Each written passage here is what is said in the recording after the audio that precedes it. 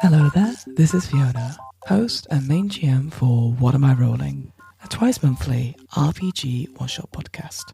As you can probably tell, I am in no fit state to do any kind of introduction.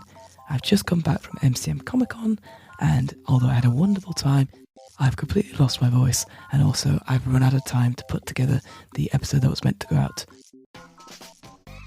However, rather than leaving us at an empty slot, I thought I would share with you a live recording of one of the panels we did. So this is the live recording of Caution, Character Development Ahead, setting up a tabletop RPG character. We had myself, Hamilton, Hem Brewster from Dark Dice and Blighthouse Studios, and of course Taylor from the Backwater Bastards.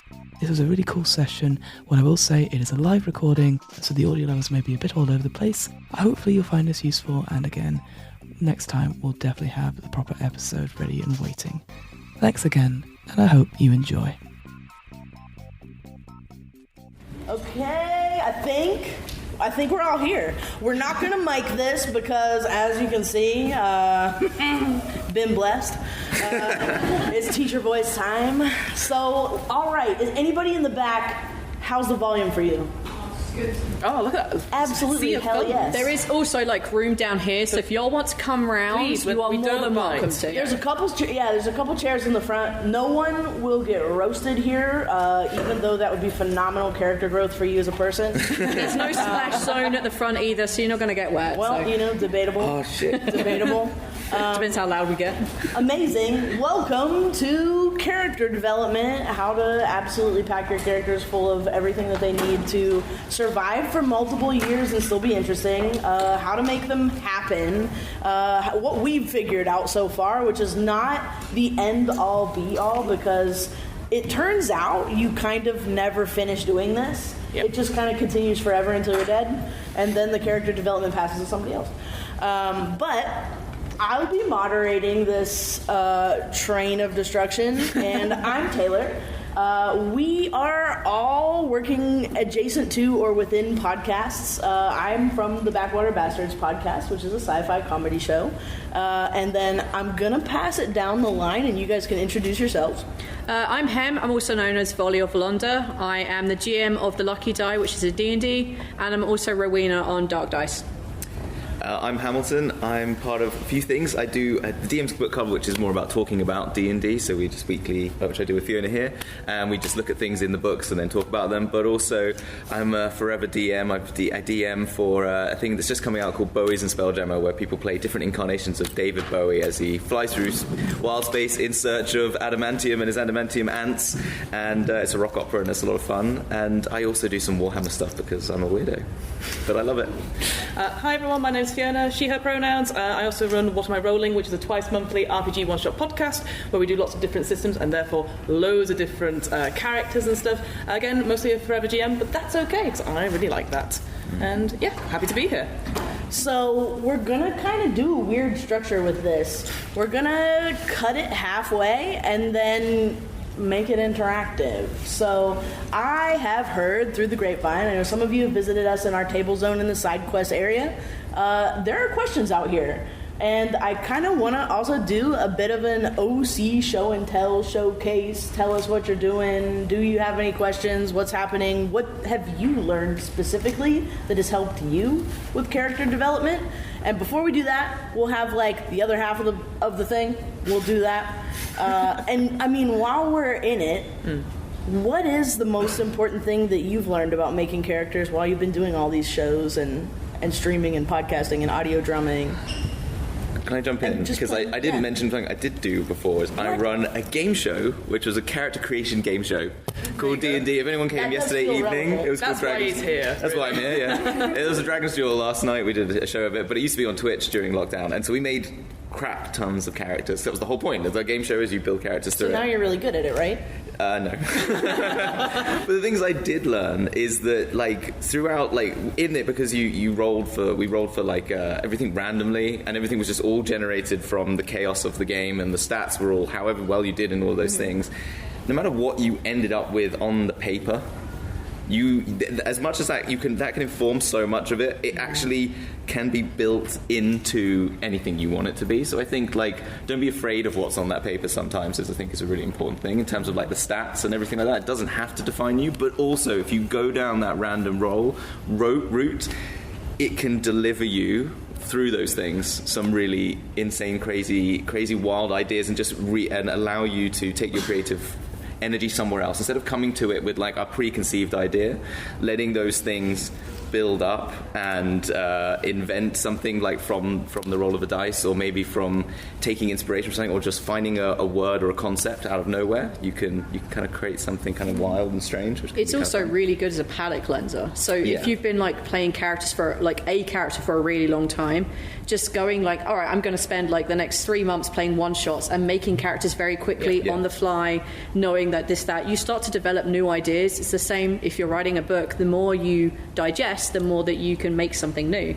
And like I've had that period of time where I've had 1 or 2 they live in here rent free, and they always will. But having that refresh of making lots of characters quickly is like, it really helps to make a better character overall in the end.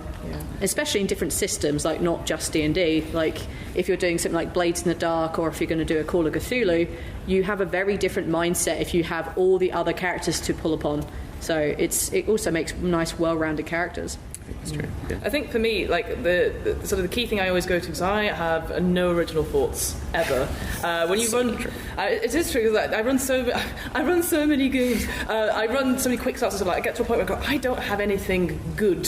When I say good, it's stuff like, oh, I wish I thought of that. I wish I thought of that. So I go and just watch a lot of films, a lot of anime, read lots of books, and I go, oh, that's great. Maybe I'll just do a twist on it. Like the one I always remember is that I had a game coming up of it was called Liminal, and it was all supposed to be like some sort of horror creatures, and I was like, I don't know. The week before I saw Renfield, and I was like, I will eat bugs, and that was it. And it was great. I had a great time. Nobody else did, but I had a great time because it was just taking something and then like doing the twist on it and making it something different. And I do love that. It's just something that I was thought was just a little bit easy, and it's already out there. So there's no problem if you can't think of an original creation. It's something that you can develop over time. So I'm very much going like, what have I watched recently? What have I seen recently? And take that and then use that as my character with my own twist on it. And most of the time, the twist is me just turning up and just saying things and going, just hoping for the best. You know what, though, to that point, I feel like being able to do that, is anything original? Is anything left that we have on Earth? Is it truly original? And just being able, maybe it's less about like if it's original or not, and more about, are you able to then extrapolate and manipulate that thing to then make something original off of it?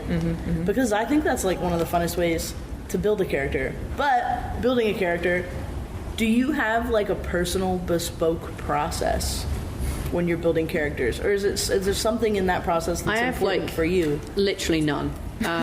Because every system, fantastic. Every system and every game or setting should be completely different. Like if you want to experience the range of games that are out there, like you'll do fantasy, you can do sci-fi, futuristic, and the way I make the characters, it can either be like in Dark Dice, Rowena was 2 sentences. She wears thigh-high boots, and she got kicked out of a guild for sleeping with someone. So that was the entire story I had, and that's a D&D character that I have run for many years. I love her. She's very deep and complex. And yet I've had other games where I've looked at the character sheet and gone, all right, I want to play the Avatar of Death. I want to be a Valkyrie. She's going to have a very dark, tragic backstory, and that's how she becomes this ferryman of the dead to the correct places in Valhalla or Freya. And I was like, okay, that's how I'm going to build it. I'm going to look at the stats and see how I can make this concept. And I've also just done hell roll it and see what happens. And they have been my favourite characters because I had 4 negative stats, 1 0 and 1 positive, and it was a 1. And it was the most favourite character I've ever played. She was a ridiculous gnome, and that was for a one-shot. That's really cool. So, like, it kind of really depends on the mood and what you're looking at. So I've got a player that works with us who takes a very like 1-sentence idea, and his most recent sentence is, I am a plant. He's literally a plant. Like he's a parasite, and we built that up. So he's now a parasite. He had a human identity, but now he lives only as a plant because his human got murdered. I'm like, okay, that's pretty cool. And then he looked at what the structure would be, and like, oh, there's this one ability, and there's this one stat here from Call of Cthulhu, and that's how he builds his characters. And I've got other players who will just be like, I want to be a pirate, and there's literally nothing else I care about. Yeah. Had a few of those. Yeah. People love pirates. People love pirates. You've done that before. Yeah, I mean, but I'm actually, I know I have, but my process is because, and this is probably why I'm more of a GM all the time, but I just write a story. I just get my notes out, and I try and envisage like a story they're in, that they would have been in, and maybe I overcomplicate them, and I will lose half of it halfway through, but I'll just go through that process, like how have they come to where they are, and it will just flow from that, and maybe I'll talk to I'll be one of those like good boy GM friend, be like, hey GM, tell me about your world, what can I integrate into my character, please?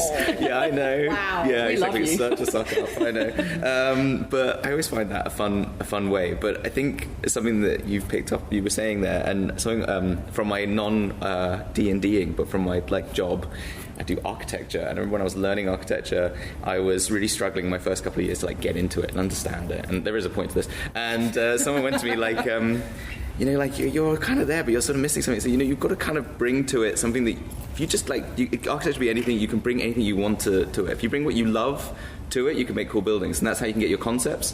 And I think like with a character, if you can take something like you're saying, you take something you've watched in a film, or you say like that your friend wants to be a plant, but if you've got something that you're interested in that's like abstracted from the game of D&D or whatever system you're using, and you can bring your own personality and like something that is wild and fantastic, like maybe you love flower arranging, or maybe you love pattern making in real life, and you can just add that into your character, you're going to get something that is uniquely you, but then in a different world. But also you're going to take something that's maybe a Morkborg flower arranger. I'd love to see what that could be. Like make something wild out of it, and that's something that I try and do as an addition. Like, okay, I've been all the good GM play, like to the friend to the GM, and then be like, I'm really interested in physics, so I'm gonna bring that to this one, for example. Or I really love rock music or something. Yeah. I think again, like I said, from a GM's point of view, when I'm suddenly going, oh, they need a character for this moment, I go mad and I go creative. So I was actually going to demonstrate here with improv exercise. Yeah. So Taylor, I need you to come up with a name for a character. I want you to come up with an emotion, and then Hamilton, I want you to come up with a career. We'll go down the line one at a time, and then I will be that character and do a monologue in that character. Oh my gosh. I know, it's crazy, I know. So what's the name? It's Franklin T. Jelly. Franklin T. Jelly, yeah. And Anxious. Cat Wrangler. Oh, I don't know where they'd gone. They were just here, and I was just putting them through the fields, and then they've just left me here. Oh, don't be angry at me. Maybe I'll get those adventurers, and maybe I'll get them around. Ooh, exactly. That's what oh, no. We made one. That's what. But that's the thing. It's ultimately for me, it is like random dice tables, and I just take what that is and go for it. And sure, that's just a quick NPC that the players will go, who's this person? We want to come back to them. And I go, quick, write their name down. They're anxious. It's the cardboard cutout versus the 3D model that you made. You're like, oh god, guys, no. But I don't mind it. I love being put on the spot. That's one thing I love as a GM, is being put on the spot to do these sort of things. And it happens all the time when they go, what's this person's name? I'm like, what is their name? And they go, ah! And I'm like, just that's panic on there. Such a great trick. Yeah, and that's a proper improv exercise. You can do it around in a circle with players and stuff like that. And maybe as another way to create a character is that you just all create based on that emotion, but obviously you don't confer at all, and just see where you get from there. That's really cool. I like that. I've got a question for you guys, actually. You mentioned like GM friend, like friend to the GM. What do you guys find as GMs like? As like, if my player does this, I'm just like, yes, thank you for giving me to this as a GM. Give me nothing. You want a blank slate? That was my favourite. I had some guy come up to me and say, yeah, it was my best one I've ever had, which was like, he was new to D&D and he went, I just want to be a ranger. Why? I mean, for a start, why do you want to be a ranger? Okay, I mean, Jesus. There's got to be a hot take in everything. Sorry. And I was like, it's like, I don't know. I've never really played before. Just, you come up with something. And I was like, okay, cool. So I made him into, he had no memories. He was in fact the clone of a wizard. He was one of 20 clones of a wizard that escaped from the wizard's lair. He'd been keeping them in there. And the wizard was tracking him down. I never told him any of this. I said, yeah, you're just a ranger. You come from a far land. You don't really remember much. Didn't really have much of a life. And then I just kept, like, had all these little, he was a gnome ranger, and I just had these other gnomes, like, following him. Like, and he just said, oh, you've got this gnome following you. You don't know why. And it was like, hi, his name was Panhorn. And he goes, oh, Panhorn 19, how are you? And he goes, 19? He goes, I'm not 19, I'm like 25. And he goes, no, I'm Panhorn 1. And I was like, and that was so much fun. I love that. So yeah, give me nothing and I'll do it for you. It is amazing when a player can trust you with that. Because it can also very much flip the other way. Of course. When you make a story for them and they're like, I don't like this. And you're like, oh boy, how do I backtrack all this? That's where safety tools come in. Yes, 100%. Yeah, exactly. But yes, you're very right. Yeah, because I'm coming up in the next couple of weeks. I'm running a cult Divinity Lost game. So people around the table might not know what that is. It is, think of horror. Worse. Because I run lots of horror games. I've run the Alien RPG. I've done quite a few other bits and pieces. And I got asked to do this because one of the things is I'm very keen on the lines and veils, that sort of thing, which is, I'm sure everyone here does know it, but just in case you don't, line is something that is just we're never going to cross. It's going to be off the table. It's not going to feature in this game at all. And a veil is something that can be a part of it, but it's just over there. It's not in focus, and we can always just pan across it. So, for example, spiders could be something. So a line means they don't appear at all, but a veil might be, oh, there's cobwebs, or there's there's like dust and stuff everywhere, and maybe a skittering sound. Maybe that's it. But I agree, because I think once you've got that down, and the player goes, so you know what the parameters to push. Because I'm a person, I love being put on as well, I love being pushed, but I also love knowing what is going to happen and going, oh, there's a bad decision behind that door, and that door needs opening. And you know who's going to open it? Muggins. So yeah, I think for me as a GM, I love players who come with 5 bullet points and nothing else. Because I agree, like, I'm sure people will write beautiful backstories and beautiful tales, but it doesn't involve the rest of the people at the table, and it doesn't necessarily involve our world. So, of course, that mishmash and trying to fit people in is really difficult. One of the games I played recently is Good Society, which is like a Jane Austen RPG. And we start by creating our major characters, and then we create something called The Connections, which is a character that has influence over that character. So it could be a wayward aunt, a younger sibling, etc. And then somebody else plays them at the table. And so instantly you can have these connections with other people that are playing people that you've made, but you don't have a conversation with yourself. And it's so delicious because people go, I want to be in that scene as the younger sister, and I've been found with this other person. Oh no, we have to get married now, and you're like, oh, so it's just creating those dynamics, and that's through group creation as well. So I'm a massive fan of group collaborate and just knowing where the story is for everyone, and so that we can really enjoy it, and that I can surprise them without scaring them. And there's a lot of different tools for character creation. We used one recently. Yes, we did. Yeah. Do you have it? I do. Oh, it's crazy you bring that up. No, but we're talking about like chaos injection. It's like I got these. I found this on called Better Backstories. It's like a big bundle, but it's a bundle of like weird cards that have like just random concepts and things, and you just shuffle them up and you pick one out. I'll pick one out randomly. But, has anybody ever used this? Has anyone ever used this and who's seen this? It is cool. It's kind of cool. So there's loads more like things. Every single like mark on the back can mean something else. And I won't go through all of them, but like I pick up this and it's like glitch. Technology always seems to malfunction around you, from scissors to mainframes. The darn things just won't work right, and you're just going to add that to your character. But we did it for our Mortborg game that we played earlier on the stage down there, and it was like, because we were trying to make some characters pretty quick for this game, and we pulled out pet for one of them, and we just made it, okay, you have a pet, and then someone pulled out that they were like cursed, and I was like, well, maybe you were cursed to be their pet. And that's how that came out. and then someone had, and then the third person, Chloe over there. Chloe and Will. There they are. Chloe's Will's the pet. You were there? Had a prophecy and a premonition, and they had the premonition of this curse and witnessed this pet being transformed into it. And it was like how we made this weird little group dynamic of... suddenly everybody is connected. Yeah, and just by these random little cards. Like 5 minutes. Yeah, exactly. You pull the cards, you see what you get, and then it's like, how could these actually be about the people here? Yeah. Like, you're cursed, but what do they have to do with it? Yeah. And you're a pet, but why does that matter to them? You have a pet? Is there a pet? Whose pet? What happened to the pet? Yeah. Is it because of what they saw in the prophecy? Yeah. Like, and all of a sudden, you have these tools because you've been forced to randomize outside of your own mind. Yeah. Which is kind of like the gift of what dice are doing for you when you're playing like improvisational tabletop gaming, right? Like, you are going to do this by yourself. You're going to improvise yourself through the thing. But then if you are now forced to make, you know, something bad has happened to you and you didn't have that in your plan, but, you know, now what do you do?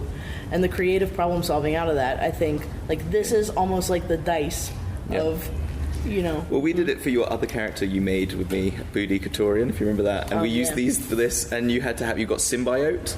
Yeah. So you had a symbiotic relationship with a fish. And that fish, because we also had like Lucky Charm, and so we said, oh, you stole this fish from one of those wishing wells where you chuck the pound coins in to like get a wish. And we thought, that's your Lucky Charm, but you had like a symbiotic relationship with that, and it gave you luck points. Well, and that was another added thing that we did, and just using those cards, they're really good fun for that. And I think we've got a mic back here. Oh my gosh. Oh, I know. look at that. Is it? Oh, I have one too. It's here. Oh, we've got look at that. Beep bop. This works. Okay. So what we're gonna do is, I think we should open it up. Yeah. And there's a couple different things that can happen here. Some of you have OCs that you want to talk about. Some of you might have a character development tip of your own. Some of you, I think, if this is real from the table, might have a question about, you know, how do I keep my character fresh over time? What do I do if, etc. Who's got one? I'm going to be walking through. Don't leave me hanging. There's one right at the back. Right at the back. We all the way to the back of the room. Look at this. I'm getting my steps in for the day. Good. So I'm normally a forever dungeon master, and my friends taken me through the Lost Mines of Dundelver, and I decided, you know what, I'm going to be the most edgy character I can be. So I created a Kenku rogue, kosher, which is a Jewish word for darkness. And its backstory is just, it's evil as well, but it's like a relative evil to keep it with the party and that makes it useful. So it's tagging along with my party to be part of it, and it's just this child Kenku who has a thing for knives, and the reason why he's evil is because he was abused by his lord in Neverwinter, who dealt in antiques, which is how this rogue Kenku figured out the value of antiquities and anything useful, and more importantly, how to steal them from the rich and give them to the poor, or itself in its pockets, including its party members. Oh, very good. Love that. Nice. Let's do some snacks. Snaps. Oh my God. I feel there's definitely more bird. There's some people down at front. I see some people out there look like they got OCs. Come on. All right, we got one up at the front. Is it just me, or do I want to sing the theme tune to the OC note now? No. My question is how do you make a novelty PC feel complicated and full of depth over time? Give them family and friends.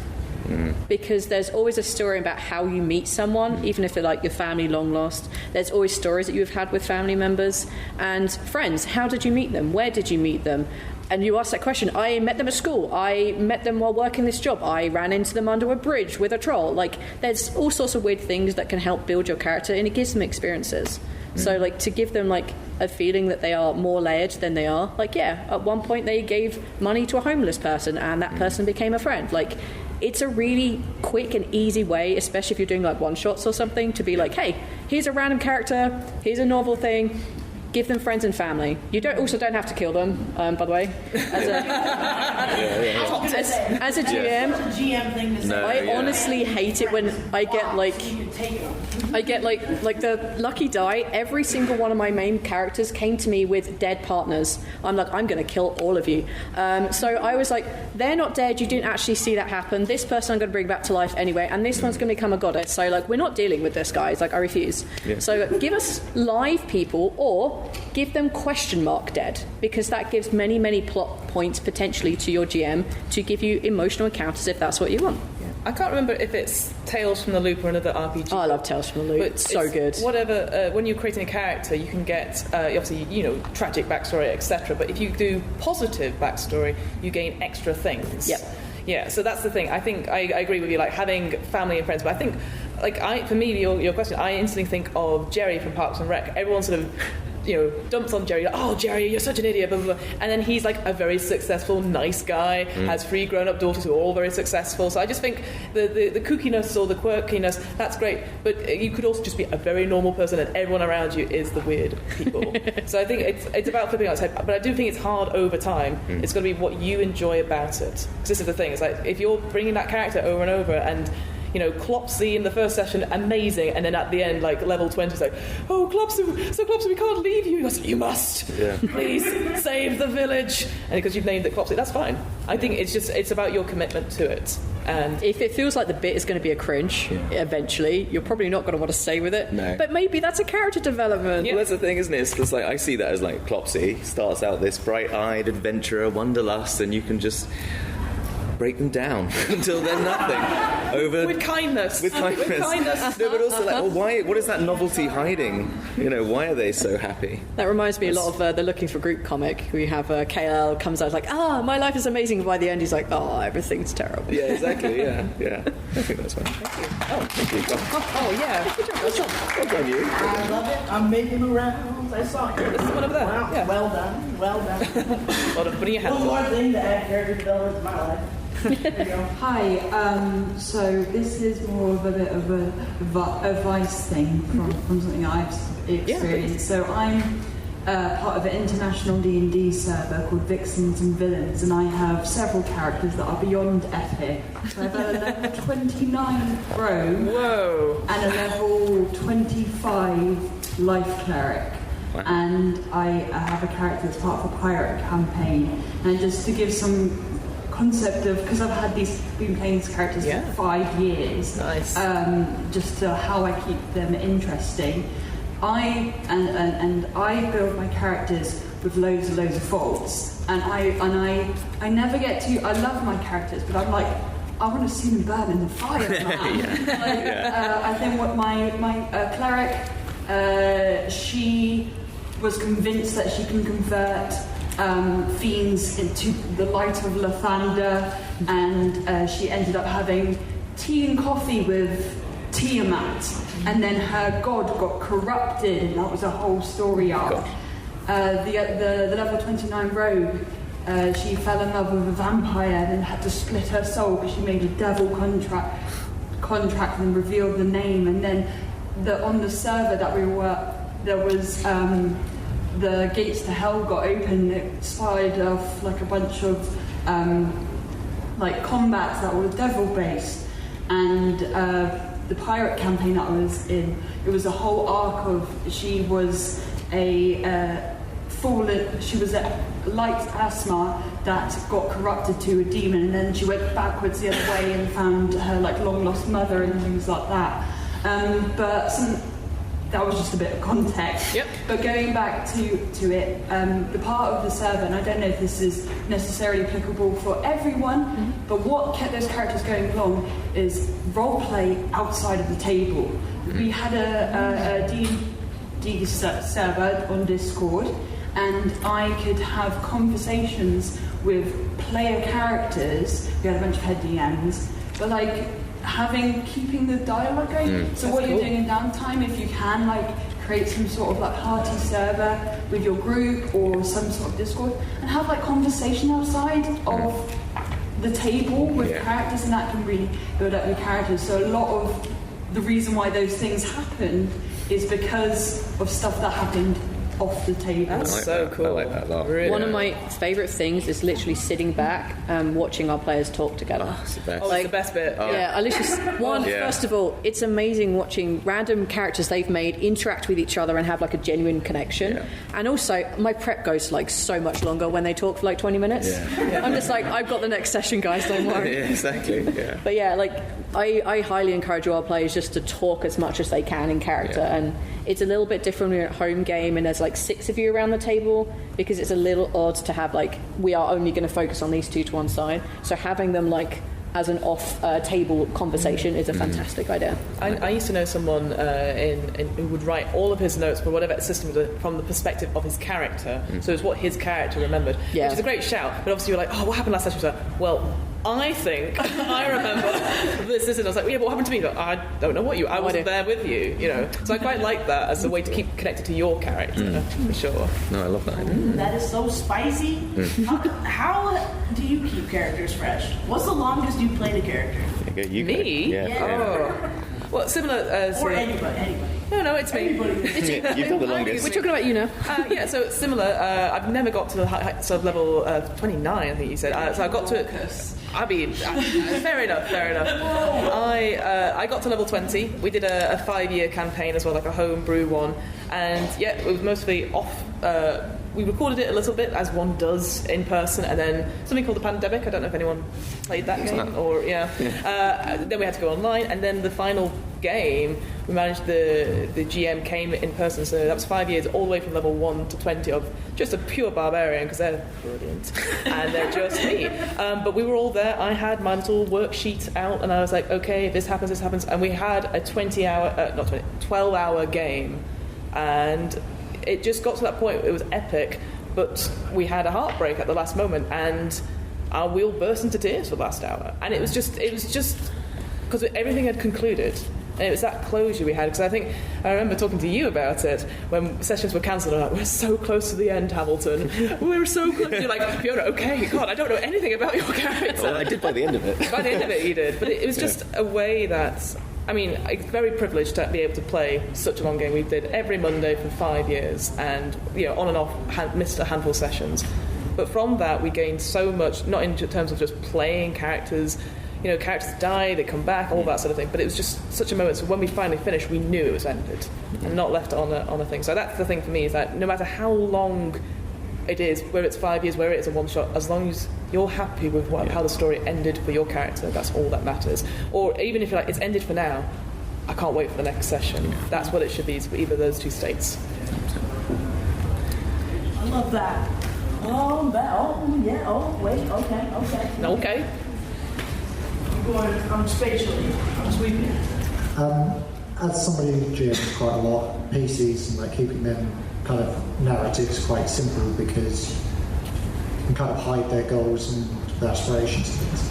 How do you keep a player character true to what you created and want to continue to be their path? Because more often than not, they tend to mould and change as you play them. So what's a good tip for kind of as a player character, being able to keep your character true to how you created them? There's a lot. I think having a cheat sheet of your ideals is and those sort of things. And I'm one of the ones I played a bit when I was younger, a lot younger, was Planescape. And the thing I liked in that, it had a belief system in it, and I kind of keep that in my mind as well. It's just, and it doesn't in Planescape. It's very much related to your belief in what the multiverse is. But I kind of like that as a way of just what do they believe in? What is those things? And having that on there, and I'm when I'm playing in home games, I find myself falling into my characters myself. My personality becomes too much, so I always try and remind myself that this person isn't me, and I try and have those, because I know I can easily do that, and try and remind them that they're maybe not as outspoken as I am, if they're going to be that sort of character, and try and keep those personality traits written down, and also being kind of aware as you are going through it, are they, when things happen to them? Because this is, the thing is, we're talking about backstories, but a lot of it is going to be what you're going to be playing through, and trying to figure out, really, how would they react to this, and would this change them? Is this the sort of thing that would cause them to change? Is this the time you're slightly evil rogue is going to save the orphan and not take the money, or are they still going to stay true to form, or whatever that sort of moment is. And I think giving yourself the opportunity and the time in a game as well, like you've got the time, nothing has to be rushed, and giving yourself that moment to reflect on things, or after a game even, I think GMs are, I would always be, if you want to go back and say, hey, I want to, come back on that, and actually I think they would have done this differently, and being free and having conversations like that with your GM as well, out of turn and out of combat. I'm normally the GM. But if you're the GM, but say like PCs are easy, well, I get that. The character, I find it difficult, as you say. You end up falling into the character. Yeah, and it's really easy to do if there's a lot of table talk and there's lots of time between combat rounds looking at you mages. So like there's a lot of like you who fall into that, but I have the like one red thread rule, which is like, this is one thing about my character that will never change. I had a psychopath and she rarely ever spoke. She had one-syllable words, and it wasn't because she was antisocial, it wasn't because she didn't like people, she just didn't talk. So her actions spoke louder than her words, which is really difficult because I talk a lot. So that was the one thing that never changed. And as you were saying, occasionally there are moments that might change that. And that is also a character development, and that is okay for that to happen. Like, it is okay if, the one rule is they only use one-syllable words and they don't speak often, but in this one situation they had to change for X, Y, and Z. What is that reason? And then afterwards, slowly that can develop over time into something else, because if your characters and you want them to feel a bit more real, we change. I'm a completely different person to the person I was 10 years ago. I'm here in front of all of you. This would terrify me and I'd be on the other side of that door. I'd never be here. So people change, and I think it's okay for characters to change. And I have one red thread. You have a bunch of lines that you write down, this is important things. And I think little reminders here and there, or having one ideal, really helps to keep that character focused on who they are. For me, I think, just to quickly, because I really love this question, there's a thing in improv that there are no mistakes. What meant to happen happens, and so even if the character slips up and does something that's not in character, I think it's still in character. It's still a decision they made. It's the consequences of what happens after it. So yes, there may be the paladin that has these strict tenets that they follow, and they make a mistake. That's the reason they make the mistake is more important than trying to get, and maybe the journey back to it. So I do think it's all the actions you do in a session were meant to happen, and it's okay to talk to the GM and say, I think I'm mucked up. I think that's important. Always being open with your GM and saying stuff like that. Doing a redo, I think that's a very extreme option. I think just go with it and see where it leads. There's no, I think we've kind of already sort of danced around it, but characters change, etc. But I think if something happens, you're interesting. But I will say, the extreme version of that is, this is what my character would do, which is a terrible line. No one should ever say that's a justification for anything. And I appreciate that. It goes into that territory. But I think anything you do was meant to happen, and you just have to embrace it. And then if you're uncomfortable with the result, that's when you can backpedal and change. Yeah, exactly. Because it's also you often have in backstories and they did this one thing by accident, they made a mistake. This is that in real time. Yeah, exactly. So it's a backstory for another day. I like that. Snaps for that. What a weird poetry session this is. Hi, so I started during the pandemic. I started joining D&D online, which was a big shift, and I usually get kind of anxious when I'm talking too loudly in front of people. So I started, as a coping mechanism for my character, is making Pinterest boards of just emotion, mood, stuff like this that I would have open on my computer, just to when myself, the player, was feeling anxious, I could see, okay, I don't care. This is who I'm playing, this is fine. And that worked really well. And my character, that campaign ended really badly because the GM decided just to quit. But I love my character, so I kind of asked my friend who was starting a new game, hey, do you mind if I recycle it? And he was like, go for it, that's great. And I realized that I was more of a visual player, so I started doing some sketches, before sessions, or even if I had a really good session a few weeks back, I would do some sketch, a snapshot of what happened before, just to get me back into it. And I kept a journal, my notes were literally my character's diary. So if I did a level up, that's where I would write everything up, or do session recap and stuff like this, and literally was in her voice. So if it was like a really bad, crappy session, I would actually maybe take out my watercolor and do like a big black splotch and say like, didn't go well. And if I had to, do you remember what happened then? Nope. I just blanked it out. And it went really well with both like keeping my character fresh, because it was like more like, kind of like me, kind of a mix of the two, if it makes any sense. But it was pretty nice. And when I actually, finally, like 6 months after we started, I met my GM in real life. Aww. And I showed him, oh, by the way, this is my campaign journal. And I was like, I'm going to steal that. That's amazing. That's gorgeous. Yes, I love that. Yeah, I always used to... I'll just quickly, to cover for you that, I remember when we used to play in person, every week I'd go from work to the thing and I would write something, like a little monologue that I would say at some point in the session. I never came up except for one time, and it's when I died, and I was like, oh, well, I'm going to read this out as a letter to my players, and I have it here, and they were like, yeah, and so but taking that emotion and putting it somewhere, I used to do that before every session, and that was really good. It's also not only great as a character building to do something like that and have like memories of like what happened last time and put yourself back in the state, but as a GM, honestly, it's incredible when someone says, I remember what happened last session. Oh, yeah. Yes. I cannot tell you how much my heart sinks, but my face keeps on smiling when someone says they don't remember. Just maybe lie. Maybe you say you vaguely remember something. Give me some hope, guys.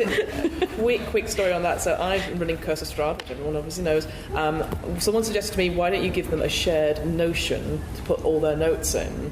And for the first session, I did all the scary thing. And I thought, they don't look like they're interested at all. I don't know. It's because all of them were desperately getting into the Notion, writing every word I said down, because they were terrified they would lose it. And each of the session, I know it's a meme somewhere.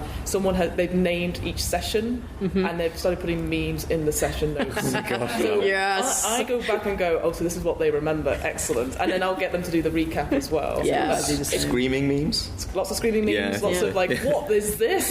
Capitalization. So yeah. Amazing. Anyway. Hi. I'm also forever DM. Hooray! I was invited once on a very short notice to a D&D game. Someone in the morning said, hey, we're having a D&D game in the evening and we need another player. I went, oh crap. And I called up a friend and he was like, I was like, how do I create a character? I have no clue. And he was like, yeah, I give you my playlist technique. So if anyone really likes music, this is a really cool technique I wanted to share. Just randomly click through your playlist and then go by, okay, the first song is the name, the next song is the occupation, the next song is I love that. story. Yeah. Stolen. The character that I really love her. She was an artist and a warlock, and she found like a terebinth bottle with a genie inside that was randomly in her what's it called? It's like artist room. Yeah. And from there, the genie was like, hey, I need you to find that and then do the one shot. And so if anyone likes to use that, feel free to. I thought I might share it. That's cracking. Pocketed. Yeah, Definitely pocketed that. Great That's system. That's great. What's your name? Okay, we have I also know that Chloe uses playlists to make playlists for your characters, don't you? You make an actual musical playlist because you've been on my shows and done games with me, and you send me the playlist. They've got awesome music in them, but it's a good way to get in the vibe. I like that. Yeah. Hi, I'm a fairly new player. I've just been playing for about 6 months. Welcome. But I'm loving it so far, and one of the things that I really wanted to bring into the session, we do have a Notion page as well. To centralize everything, but we also done a collective challenge, a character development challenge. So we have a couple of playlists for each character that are accessible, and also what other characters in media would have similar traits or features with the character, the characters we've created. I suppose the question is, do you have any similar character development challenges you've seen players do collectively, or any challenges that you've done yourself? Similar, pretty much what you've covered. I run lots of streams for a network called Girls Run These Worlds, which features sort of femme-presenting folks around the table and tells stories that we want to tell, which is I highly recommend checking out Girls Run These Worlds. I didn't think I'd be plugging them today, but I'll do that. But I run Alien, the Alien RPG, which you can also get at the Free League stand downstairs. Get that sponsorship in. But with those scenarios, you get pre-gens. And I'm not someone who, like, obviously for my own characters, but I don't really think about the person. Like, here's a pre-gen, don't worry, it's a new system, etc. And one person took their pre-gen, came back to me with a Pinterest board, their music, and made a character, which for me, it's a second scenario, which is all about Marines. It's basically the Aliens film. And they brought such a softer side to Marines, which is obviously like, well, they're supposed to be like, yeah, aliens, whatever. But it was so touching, and like towards the end there was a moment where they were going to die, and I was like, I can't have you die, the aliens come, you have to do something. I said, no, I stay there, and I take my friend who I had this relationship with, and they built all that on top of what I gave them. So that's why I think no, so just pretty much agreeing with you, even if you've made that character stuff or you're using pre-gens, if you really want to get into a system, whether you are streaming, whether it's just you're trying to try something out and you just want to make that connection, taking the time to do something like that, and just like you said, picking out those archetypes or something like that, that's really cool. And yeah, I mean, I can't really compare it to anything that I've done personally, but I think that's such a cool idea, and it's something that I'd love to definitely try whenever, again, forever DM, whenever I next get to play. Yeah, exactly. All of our players, when we start or have new characters, we ask them to do like two things for kind of more production reasons than character reasons, but it kind of helps them make their characters. We ask them to make a playlist for music, and that is for them to figure out headspaces, moods, ideas, make links, and also to allow our editor to make music themes for them, so we can have that playing whenever that works for them and have that under important moments.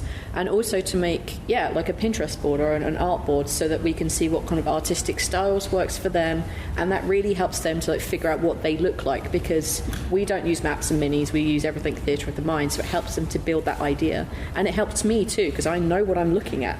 If I see like a bunch of plants and I see a little cactus man, I'm like, right, that's Neil, that's my cactus boy, that's my plant boy. So I know what I'm looking at when I'm looking at those sorts of things, and listening to the music that they provide really helps me to make a story for them. And it's really good to like help flesh out characters.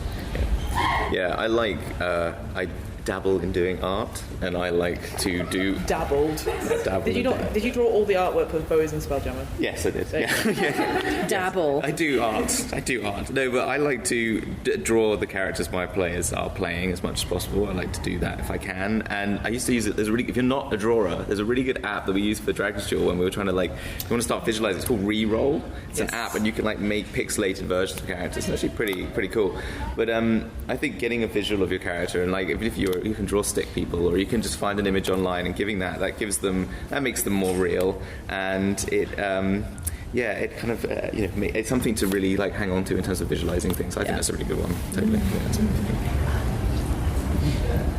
Thank you actually for raising that. I've been, for the past couple of weeks, I know this is quite controversial in the artist community, but I've been using DALL-E to generate my character, and iterated on it so many times. We took a break for about 3 weeks from playing, but spent those 3 weeks just it generated some wild stuff I would never even consider for my character, and it prompted me to incorporate a lot of the things. So that might be something that can be quite helpful if you have a break for a couple of weeks, I suppose. Yeah, absolutely. Yeah, it's a good idea. And I'll bet we could do 2 more. I'm going to go to this side of the Terry. Hi, I've got a question and an OC. Okay, all right, let's go for it. My OC is actually one that is completely out of the box. I had to homebrew it in the end. I am a penguin. Yes, love it. Of course. Yeah. Yes. Didn't find out until after I started doing it exactly where it's now set. So I'm a penguin with set in the Tyranny of Dragons. Cool. Yes. Yes. But I'm a penguin ranger with a pet polar bear. Stayed up. She mentioned rages. I know. Yeah. But the idea is, because technically in D&D penguins are only classed as pets, because my owners have gone missing, they've been kidnapped, I do not know anything else about this now. That's all on my DM. Yeah. Cries inside. Gotta deal with this one. That's awesome though. That's really cool. I love that. The question is, I am trying to stop these guys DMing and actually get them to play. Because our way of doing it is every other week, one of them would DM. Oh, cool. I'm now trying my hand at DMing. What's the best way of like doing like your first ever campaign? Are you thinking a campaign or a one shot? I've done little one shots. I'm actually going to be starting in Strixhaven. Is it a sorry, I'm terrible at D&D, even though I run a D&D podcast. I'm awful at it. Is it a pre-generated module? Yes. Okay. First of all, don't worry hugely about the rules because you have GMs at your table. Yeah. I think the idea that the GM should know every single rule and every single class thing is absolutely ludicrous, especially with the amount of homebrew that people bring. Yeah. You have people at the table who are on your side, right? Good. Right. They will help. We'll find you. We'll turn up as the penguins. Yeah, don't mess with the penguin. We got you, yeah. But don't stress massively hard about the rules. You have people who will help you, and if you get a weird little rule wrong, roll with it, or say for this one instance it's going to be this, and then just read through and absorb what you want of the story. You don't have to know off the top of your head exactly what this one character in this weird place has for breakfast every day. Don't worry about it. Read through it, and if it's easier for you to say it in your own voice rather than what's written as the module, say it as your own voice, because the one thing about modules that I don't enjoy as a player is having my GM read something that's not in their voice. It happens all the time. You can bullet point it, if it makes it easier. Read through it, find things that you find interesting, and go with that.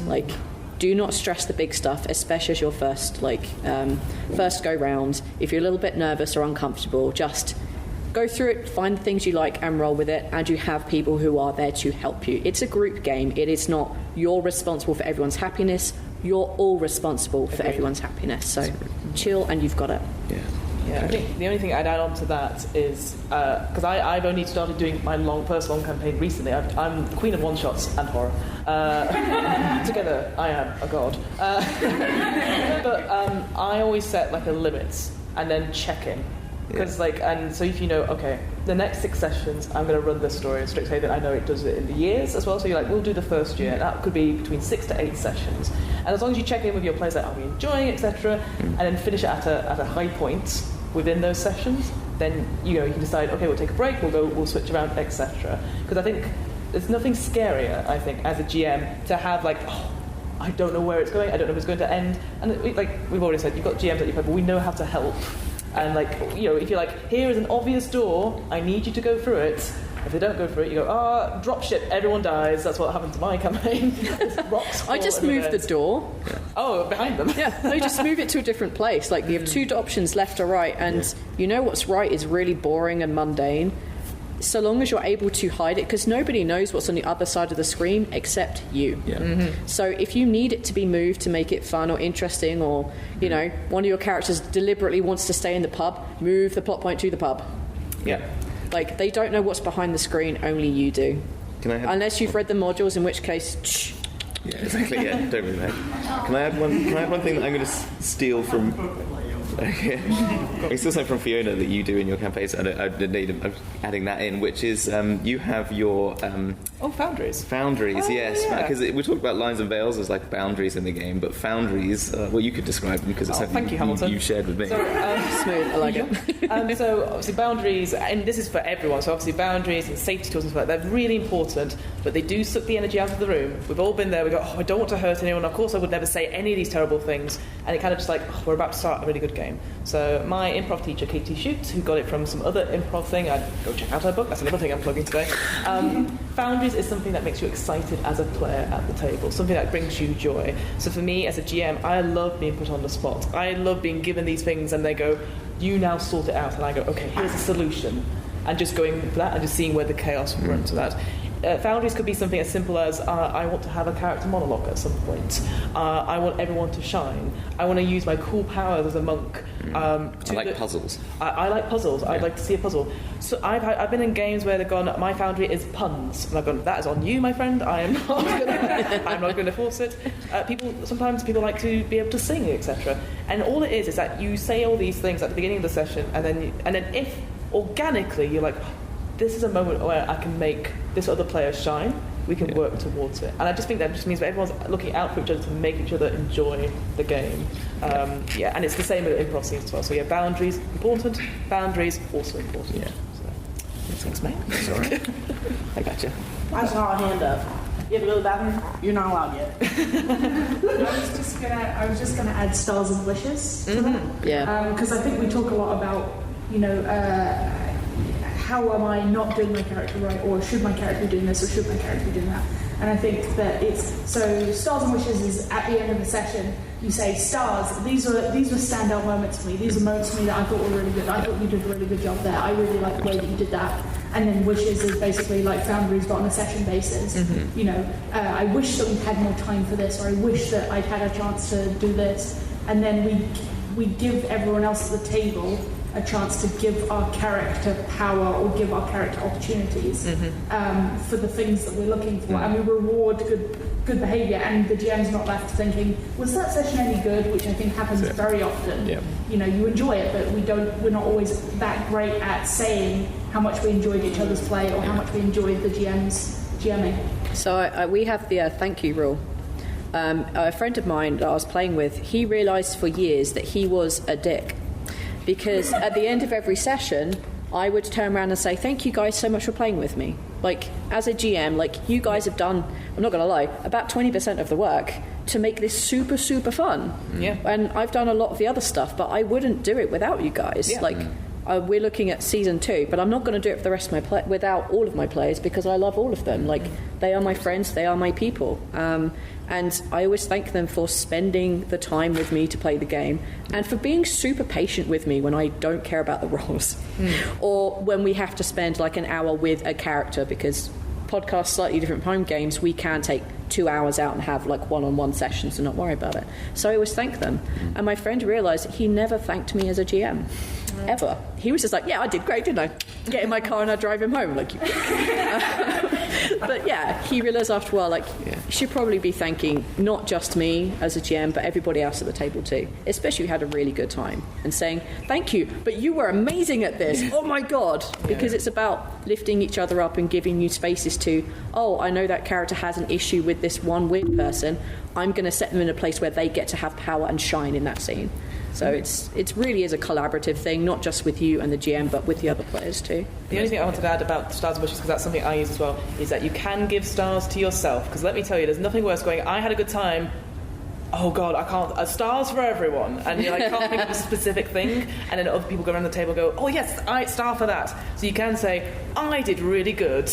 I did my mission, I did that. My star is always all my players made it to the session, hooray! That's a win. You were all here. Yep. So you're okay to do those. And I think for GMs as well, always start with yourself doing the stars and wishes, and then end with yourself as well. So you get to go twice, just so that you can catch other people, because they'll say something like, yes, that was great, because that led to this moment, etc. Because obviously your brain is in powering down mode at that point. So, yeah. The sugar crash is happening as we're done, guys. Exactly.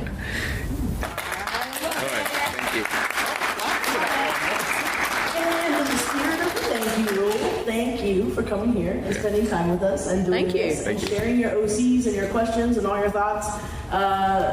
This never ends. It keeps going. Podcasts keep going, everything. These people will be down in the side quest zone at their respective tables. And so if you didn't get to ask your question, or if you would like to just come talk to us about your OC or your own character tips, because God knows we need them, we keep cranking out content, and the characters need to keep cranking out as well. Please visit. We'll be there until the end of the day, which I think is 8 p.m. now. What is going on? And that's it. That's the end. Go out there. Thank you, Taylor. Thank you, Taylor. Yeah.